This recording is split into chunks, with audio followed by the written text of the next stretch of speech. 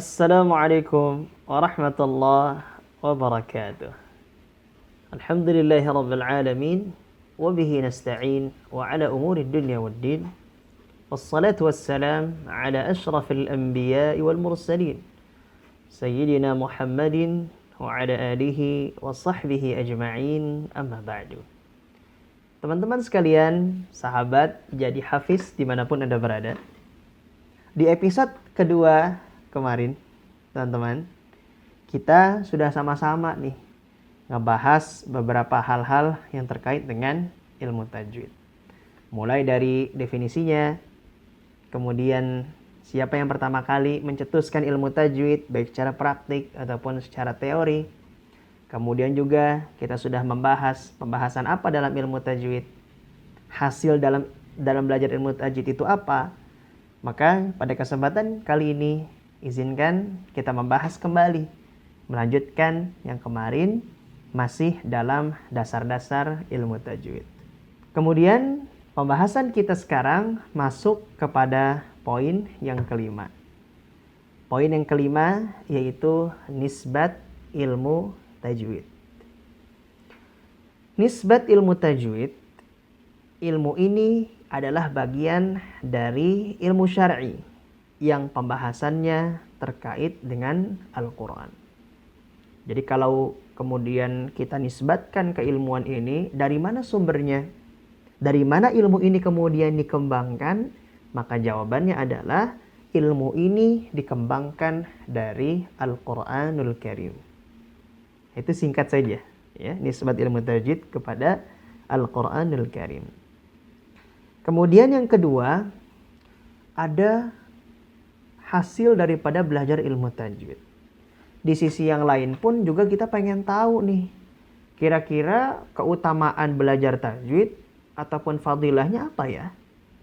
Karena kita pun juga menginginkan bukan hanya hasil yang kita dapatkan, namun juga ada keutamaan-keutamaan yang dapat kita raih dengan kita belajar maupun mempraktikkan ilmu tajwid.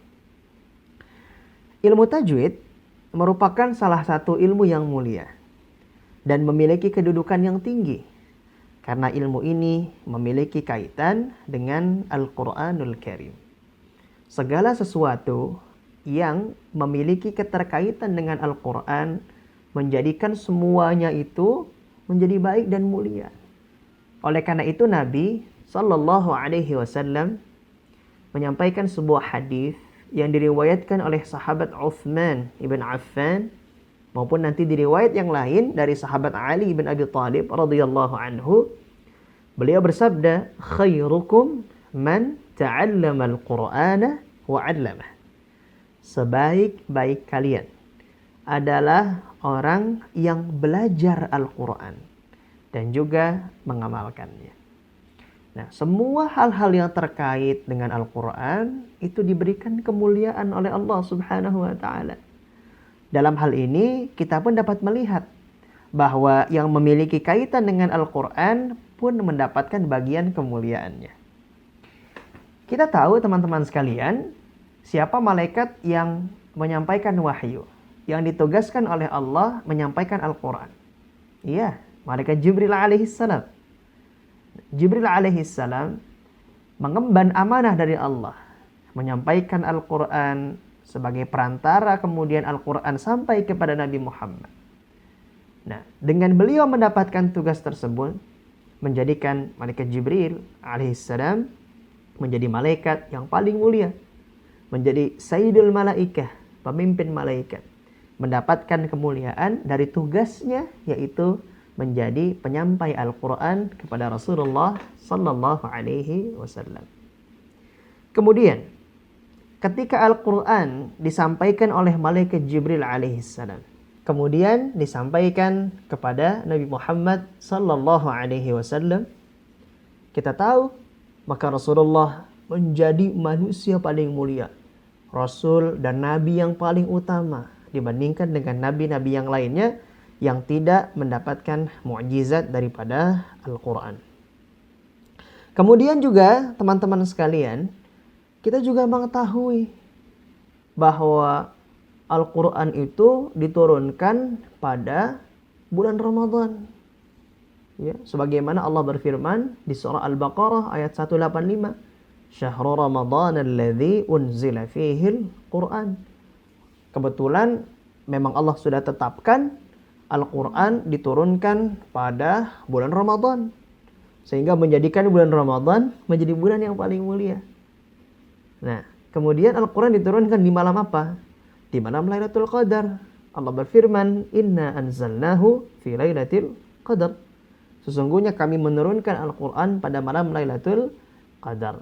Menjadikan malam Lailatul Qadar itu menjadi momentum khairun min alfi syahr, yang lebih baik daripada 1000 bulan. Jadi dari sini kemudian kita dapat melihat semua hal yang terkait kehidupannya dengan Al-Quran mendapatkan bagian daripada kemuliaannya. Oleh karena itu, benarlah apa yang disabdakan oleh Nabi SAW, sebaik-baik manusia adalah mereka orang-orang yang kehidupannya dedikasikan untuk kemudian dekat dengan Quran, untuk kemudian mau mengamalkan Quran, mau kemudian belajar Al-Quran, dan dengan itu kemudian dia mengharapkan ridha Allah Subhanahu wa ta'ala. Kemudian poin yang setelahnya adalah poin yang keenam, yaitu adalah nama-nama ilmu tajwid. Nah, kemudian para ulama sepakat teman-teman sekalian bahwa penamaan ilmu ini dinamakan dengan ilmu tajwid, yaitu ilmu yang mempelajari. Kemudian sepakat para ulama menamakan ilmu ini dengan ilmu tajwid. Teman-teman sekalian, sahabat jadi hafiz dimanapun Anda berada, itulah 3 bagian dari dasar-dasar ilmu tajwid. Baik penisbatannya, kemudian penamaannya, maupun juga fadilah dan keutamaannya. Semoga kita semua termasuk menjadi bagian daripada orang-orang yang Allah anugerahkan semangat untuk belajar Quran, semangat untuk menghafal Quran.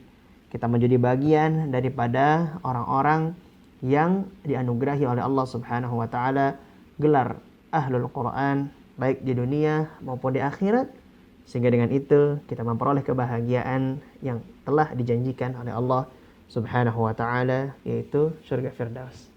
Kurang lebihnya mohon maaf. Assalamualaikum warahmatullahi wabarakatuh.